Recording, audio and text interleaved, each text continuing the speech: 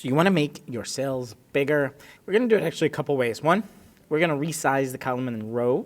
So in case of the sums of January and February, we're going to display these on a dashboard. We're going to have these formulas be automatic, but we want to display this in a nice way. And we want the January part to be smaller and the B column and these two cells to be bigger.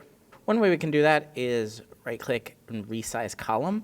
And here we can say this will be 4. And it will be resize row, let's say to 200. Now can vertically align these and horizontally align them. And now we can make the size bigger, like 40 here. Yes, resizing the rows and resizing the columns will make your cells bigger, but there's another way we can do this, and that is to merge cells. So let's say we have January here and February here, and we have our numbers here. We can take two cells and merge them, do that again, center that, and then take, let's say 4 rows and 2 columns and merge that, and do that as well for February. And now again, we will vertically and horizontally align. And let's increase the size of this font. And that way you can make a cell bigger.